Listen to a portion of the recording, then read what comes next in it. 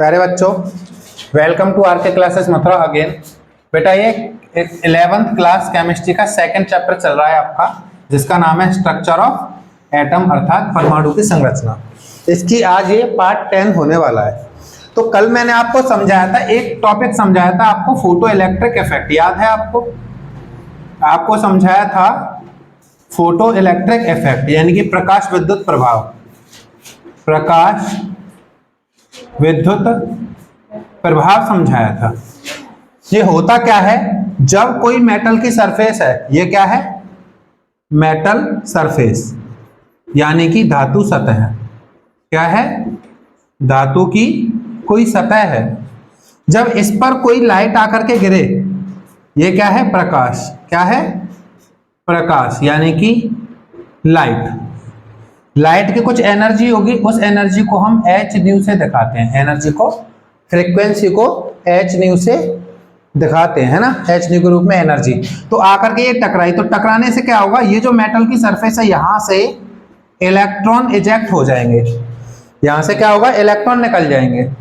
तो इसी इफेक्ट को हम क्या कहते हैं? फोटो इलेक्ट्रिक इफेक्ट कहते हैं। ये बात आपको कल समझा दी गई थी, है ना?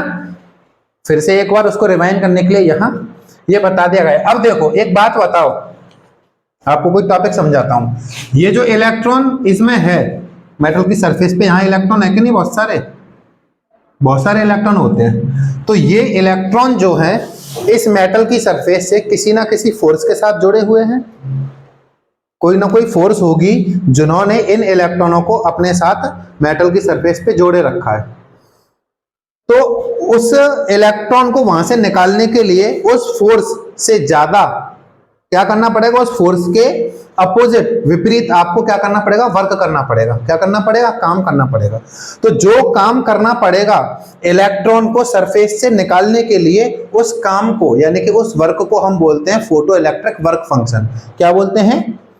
फोटो इलेक्ट्रिक वर्क फंक्शन बोलते हैं। तो आज फोटो इलेक्ट्रिक इफेक्ट के बाद हम इसमें यही समझेंगे, फोटो इलेक्ट्रिक वर्क फंक्शन। क्या समझेंगे? Photo electric work function.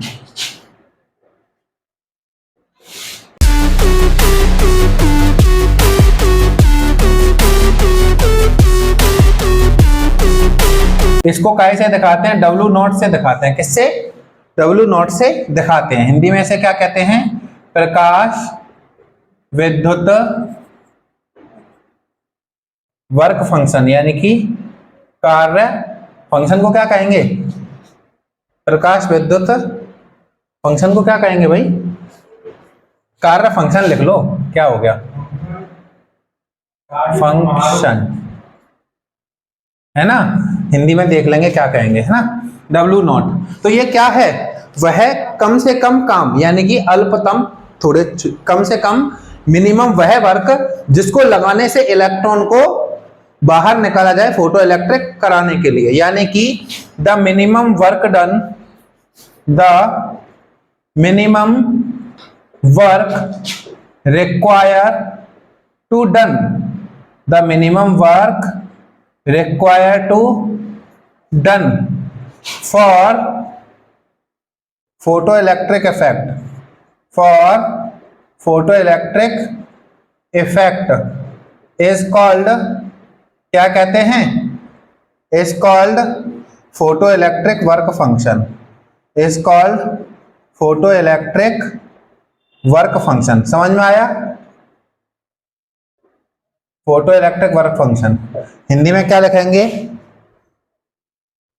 प्रकाश विद्युत प्रभाव या प्रकाश विद्युत प्रभाव कराने के लिए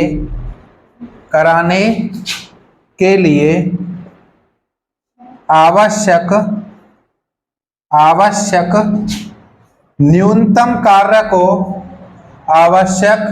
न्यूनतम कार्य को प्रकाश विद्युत कार्य कहते हैं। ऐसे लिख सकते हो, प्रकाश विद्युत कार्य कहते हैं। प्रकाश विद्युत कार्य कहते हैं। कुछ कहना चाहते हो? क्या कहते हैं? प्रकाश विद्युत कार्य कहते हैं। समझ में आया? इसके बाद इसके बाद जो वर्क किया गया है, ठीक है, ये वर्क के बारे में बात हो गई। अब जो लाइट इस पे गिर रही है इलेक्ट्रॉन को निकालने के लिए, उसकी भी तो कोई फ्रीक्वेंसी होगी भाई। कितनी फ्रीक्वेंसी होनी चाहिए इसको निकालने के लिए? तो कम से कम जो फ्रीक्वेंसी चाहिए फोटो इलेक्ट्रिक इफेक्ट कराने के लिए, यानी कि एक इलेक्ट्रॉन निकालने के लिए, उस फ्रीक्वेंसी को, उस आवृत्ति को क्या कहते हैं हम? Threshold frequency. क्या कहते हैं? Threshold frequency. Threshold frequency. Threshold frequency को कैसे रिप्रेजेंट करते हैं? न्यू नॉट से, ठीक है। हिंदी में इसे क्या कहते हैं? थ्रेशोल्ड आवृत्ति। थ्रेशोल्ड आवृत्ति यह क्या है? थ्रेशोल्ड फ्रीक्वेंसी क्या होती है? Minimum frequency require, minimum frequency require for photo electric effect, for photo electric effect. बात समझ में आई? फोटो इलेक्ट्रिक इफेक्ट के लिए कम से कम जो फ्रीक्वेंसी चाहिए उसे क्या कहते हैं? थ्रेशोल्ड फ्रीक्वेंसी कहते हैं। हिंदी में क्या लिखेंगे? प्रकाश विद्युत प्रभाव के लिए, प्रकाश विद्युत प्रभाव के लिए आवश्यक न्यूनतम आवृत्ति को, आवश्यक न्यूनतम आवृत्ति को क्या कहते हैं? थ्रेशोल्ड आवृत्ति कहते हैं। थ्रेशोल्ड आवृत्ति कहते हैं। अब एक बात बताइए, जो वर्क है W नॉट, ये क्या है? वर्क। W नॉट वर्क है। वर्क क्या होता है? एनर्जी। और एनर्जी का फॉर्मूला क्या होता है? H न्यू, ठीक है, क्योंकि ये मिनिमम वर्क है और ये मिनिमम फ्रीक्वेंसी है, तो ये फॉर्मूला हो गया W नॉट का। W naught equal to H nu naught, ठीक है। ये थ्रेशोल्ड फ्रीक्वेंसी और ये वर्क फंक्शन है। आप लोग यहां तक नोट कीजिए, फिर आगे बढ़ते हैं। देखिए बेटा, अब आपको क्या समझना है? Dual nature of electromagnetic radiation, अर्थात वैद्युत चुंबकीय विकिरण की द्वैत प्रकृति। द्वैत मतलब दो तरीके का नेचर होता है इलेक्ट्रोमैग्नेटिक रेडिएशन का, वो समझना है। तो इसमें आपको सबसे पहले क्या बात, देखो दो नेचर कौन कौन से होते हैं? एक तो पार्टिकल की तरह व्यवहार करती है और एक किसकी तरह व्यवहार करती है? रेडिएशन की तरह, यानी कि वेव की तरह, है ना। तो क्या लिखेंगे? इलेक्ट्रोमैग्नेटिक रेडिएशन behave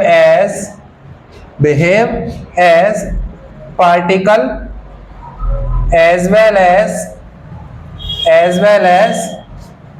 wave, यानी कि विद्युत चुंबकीय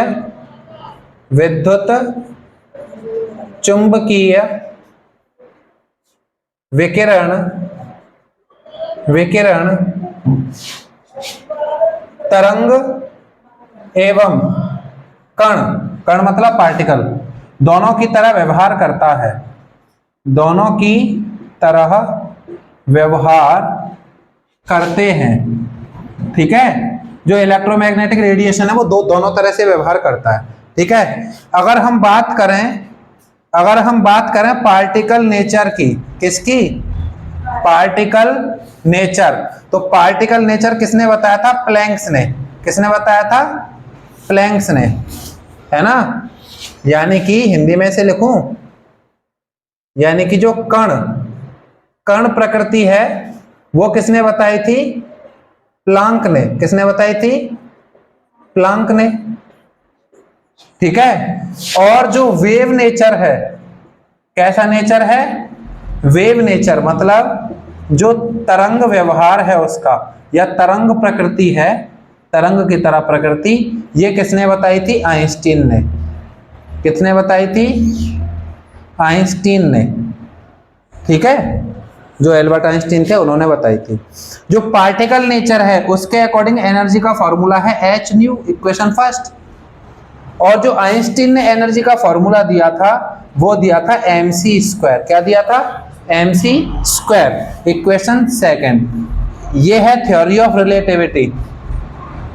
थ्योरी ऑफ रिलेटिविटी, रिलेटिविटी की थ्योरी जो आइंस्टीन ने दी थी, अब तक की सबसे बड़ी थ्योरी है उनकी, वो है E equal to m c square. अब एक बात बताओ, h nu equal to m c square from equation first and second, from equation first and second मतलब समीकरण 1 और 2 से, इतना तो लिख ही लेंगे। तो क्या हो जाएगा, ये एच न्यू की वैल्यू एम सी स्क्वायर के बराबर आ जाएगी कि नहीं? तो यहां से आप क्या निकाल सकते हो, m की वैल्यू निकाल सकते हो H nu upon c square, ये निकाल सकते हो, है ना। न्यू का फॉर्मूला क्या होता है, बट जो न्यू है फ्रीक्वेंसी, इसका फॉर्मूला आपको बताया था क्या, सी अपॉन लैम्डा। न्यू का फॉर्मूला बताया था सी अपॉन लैम्डा, तो इस न्यू की जगह सी अपॉन लैम्डा लिख देंगे। तो इक्वेशन क्या बन जाएगी, m equal to h upon c square अलग लिख देना ऐसे, और जो न्यू है इसका फॉर्मूला लिख देना c अपॉन लैम्डा। क्या लिख देंगे, इसकी जगह न्यू की जगह c अपॉन लैम्डा लिख देंगे। अब इस c से ये स्क्वायर कट गया, ये जो c है इससे ये स्क्वायर कट गया ना, c से ये स्क्वायर कट गया, तो जो वैल्यू आएगी वो क्या आएगी, h अपॉन सी लैम्डा। किसकी वैल्यू, m की वैल्यू, है ना, ऐसे लिख देते हैं। m की वैल्यू आ गई h अपॉन सी लैम्डा, यहां से लैम्डा इधर आ जाएगा h अपॉन एम सी। क्या आएगा, लैम्डा का formula h upon m c, ठीक है, ये फॉर्मूला आ गया। तो इस फॉर्मूले से आप क्या निकाल सकते हैं, वेवलेंथ निकाल सकते हैं। यहां पर h क्या है, प्लैंक्स कांस्टेंट, m क्या है, मास ऑफ इलेक्ट्रॉन। m क्या है, यहां लिख सकते हैं आप, m बराबर mass of electron, mass of electron यानी कि इलेक्ट्रॉन का द्रव्यमान। इलेक्ट्रॉन का द्रव्यमान कितना होता है, 9.1 इंटू 10 की पावर माइनस 31 kg, लिखवाया था ना ये आपको। और c क्या है, स्पीड है, c क्या है, स्पीड, और h आप जानते हैं प्लैंक्स कांस्टेंट है। तो ये आपकी एक इक्वेशन हो गई dual behaviour of electromagnetic radiation की, ठीक है। इसमें कोई दिक्कत, देखो दो बिहेवियर है, एक है पार्टिकल की तरह, एक है वेव की तरह। पार्टिकल की तरह प्लैंक ने दिया था, वेव की तरह आइंस्टीन ने दिया था। प्लैंक के द्वारा एनर्जी का ये फॉर्मूला है, आइंस्टीन के द्वारा ये फॉर्मूला है, m c square equal to h nu हो जाएगा, एम की value h nu upon c square, nu का फॉर्मूला सी अपॉन लैम्डा होता है, न्यू की जगह लिख देंगे सी अपॉन लैम्डा, ये सी से ये स्क्वायर कट जाएगा, एच अपॉन सी लैम्डा बचा, लैम्डा इधर आ जाएगा, एम इधर आ जाएगा। तो या कहीं कहीं भी छोड़ सकते, देखो यहाँ भी फॉर्मूले को छोड़ सकते हैं, यहाँ भी, बात तो वही है ना। चलिए नोट कर लीजिए,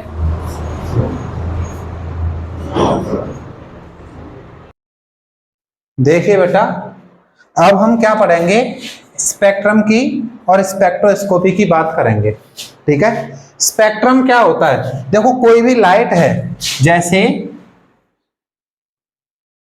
ये लाइट की बीम है, ये किससे गुजर रही है, प्रिज्म से, किससे, ये प्रिज्म से गुजर रही है। तो ये जो लाइट है वो स्प्लिट हो जाएगी, आप लोगों ने सीखा है, आप लोगों ने पिछली 10th क्लास में, है ना। इस तरह से जो लाइट है 1 2 3 4 5 6 7 ऐसे टूट जाती है विजिबल लाइट, इंद्रधनुष जो बनता है विबग्योर में, है ना, किसमें, VIBGYOR.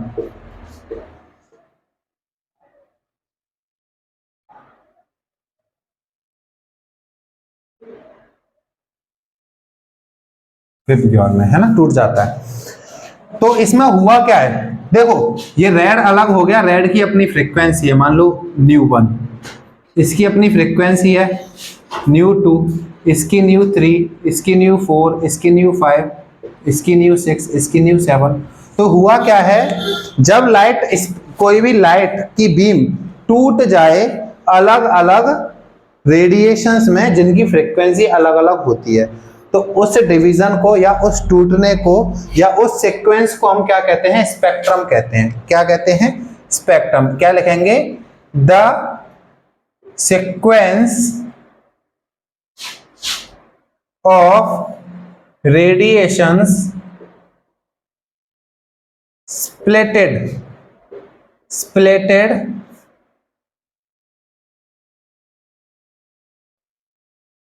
by dispersion of light, according to frequencies according to frequencies is called spectrum, is called spectrum। यानी कि रेडिएशंस का टूट जाना डिस्पर्जन ऑफ लाइट में, है ना, मतलब लाइट का डिस्पर्जन हो जाए, लाइट टूट जाए अलग अलग रंगों में, और रेडिएशंस का जो सीक्वेंस बनेगा, जैसे ये एक सीक्वेंस बना हुआ है वेव की ओर, उसको क्या कहते हैं हम, स्पेक्ट्रम कहते हैं। टूटते कैसे हैं वो, अपनी फ्रीक्वेंसी के अकॉर्डिंग टूटते हैं। हिंदी में क्या लिखेंगे, आवृत्ति, आवृत्ति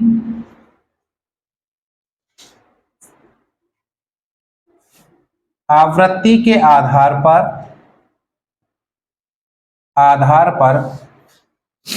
प्रकाश के विभिन्न विकिरणों का क्रम क्या कहलाता है, स्पेक्ट्रम कहलाता है, स्पेक्ट्रम कहलाता है। एकदम सिंपल सी डेफिनेशन है ना। इसके बाद स्पेक्ट्रोस्कोपी क्या है, स्पेक्ट्रोस्कोपी साइंस की वो ब्रांच है, यानी विज्ञान की वो शाखा जिसमें इसके बारे में पढ़ते हैं। जो अगर आप प्रिज्म पढ़ेंगे, फ्रीक्वेंसी, वेवलेंथ वगैरह के आधार पर कैसे टूटता है ना, तो उसको हम बोलते हैं स्पेक्ट्रोस्कोपी। तो क्या लिखेंगे स्पेक्ट्रोस्कोपी में, it is branch of science, it is branch of science which deals with the study of